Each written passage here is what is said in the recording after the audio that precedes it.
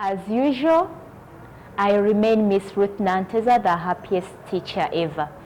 So, I'm back for the 18th lesson, still connected to transport service.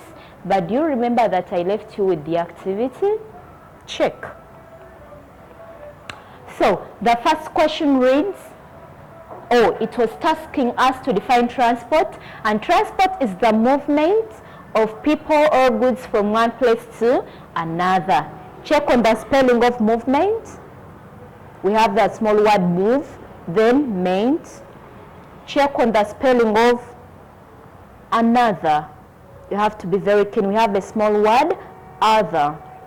2, mention 4 types of transport. I told you these are the major types of transport. We have road transport, air transport, water transport, and railway transport. How do people move from one place to another on roads? Give 3 ways. 1, by car, by bicycle, on foot. I am aware that I can move from one place to another on foot. Because the foot is part of me, I move on foot. And in most cases, I come to school on foot, by the way. I keep on exercising. So, when you move from one place to another, know that it is healthy.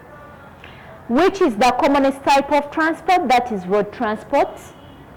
And 5, I really don't know what you drew, but let me hope it looks similar to that mean of road transport you wanted to mean. So, I'm done with that. Let's proceed. So, in today's lesson, we are still handling road transport. What are we going to learn in this lesson? We need to know the people who use road transport.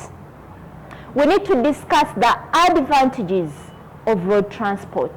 And where there is always an advantage, there might be a disadvantage too.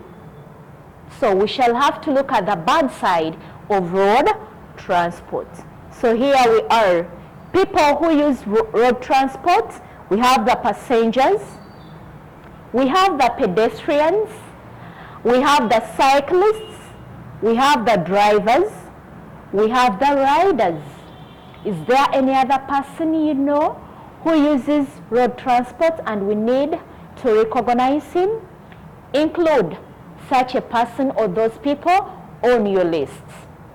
We need to look at the advantages of road transport. When I'm referring to advantages, I'm talking about the uses. How good is road transport? How beneficial is road transport to us? Have you thought of anything good about road transport? Here we are. So first of all, road transport is cheap in terms of short distances. So when it comes to short distances, road transport is suitable. It's good. It's the proper type of transport to use. Another thing, it provides door-to-door services. In case I'm at home and I want somebody to deliver goods to my home, that one is very easy. I just make a call or make an order and somebody delivers my goods at my home. You have always seen this taking place in your homes. People bring things in your homes. So it delivers door-to-door services. Daddy can drive his car from home to the workplace, from workplace to home. So you can see how suitable it is. 3, it requires less capital. So everybody can afford this. Even when it comes to the roads, there is less capital compared to other types of transport. I think we should be grateful when it comes to road transport because everyone can afford. Another thing, it is flexible. It is flexible anytime I like it or anytime. You know, if I want to go to a village, I can go. If I want to go to town, I can, because it is flexible. And another thing, I can decide to change the routes.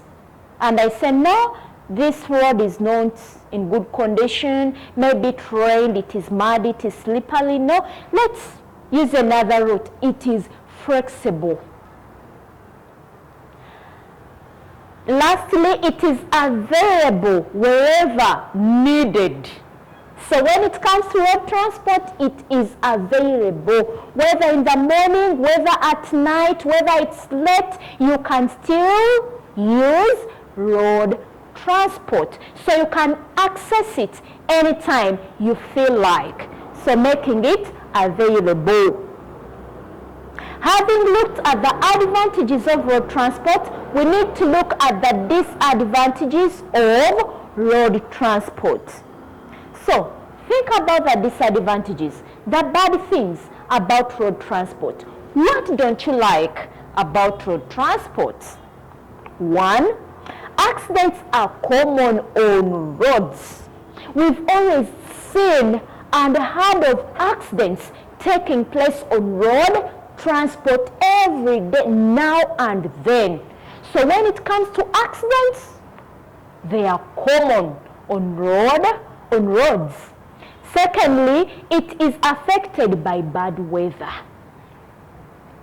You can be driving, you can be riding to different places, and you end up being affected by the bad weather, the rain, the heavy rain, the too much sunshine. And you know very well when it rains heavily, there are floods.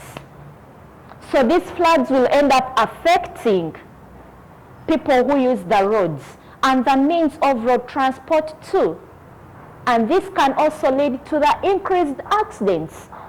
I'm talking about the bad weather. 3, it is not the best option for long distance and heavy cargo. Fine, it can go in for long distances, but it is not suitable. It's not.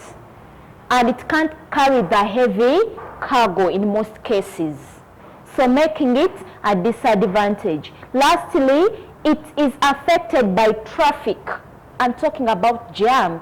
There is when jam is extremely heavy on roads.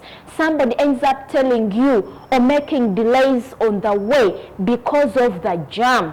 Sometimes we have jumped out of the taxis because of the heavy jam. You want to reach your home early or the workplace early, and you find traffic jam. So this is also another disadvantage when it comes to road transport. So, having looked at the advantages and the disadvantages, let's go back and check on this. There is some work I left. There is some work I started with, and that was all about the people who use road transport, like the passengers, the pedestrians, the cyclists, the drivers, and the riders. You need to identify these exact people. But briefly, I'm going to talk about them. In the next lesson, you'll have to look at these pictures of these people. When I talk about passengers, these are the people who use the means of road transport. For example, I can board a taxi when I want to go to work. I'm not the one in charge, the one driving, but I'm just seated. My intention is to reach my destination. So I'm a passenger. I become a passenger in such a way. Me who is using that mean I'm seated, I want to reach or to head to a certain place. We have pedestrians. These ones move along the roads. We have the cyclists. These ones are always there to ride their bicycles. They are cyclists. We also have motorcyclists. cyclists, these ones are the ones driving, or the ones who ride the motorcycles, so they are motorcyclists. We have the drivers, we find these ones in buses, in cars. So they are the ones in charge of such means of transport, the trucks, the lorries, they are all drivers. We have the riders, these ones can ride the animals, the horses, the donkeys, the camels. So they can also be riders. So this marks the end of today's lesson. So we have looked at the people, the advantages and the disadvantages of road transport. Thanks for being good listeners. I'll see you in the next lesson. Keep yourself safe.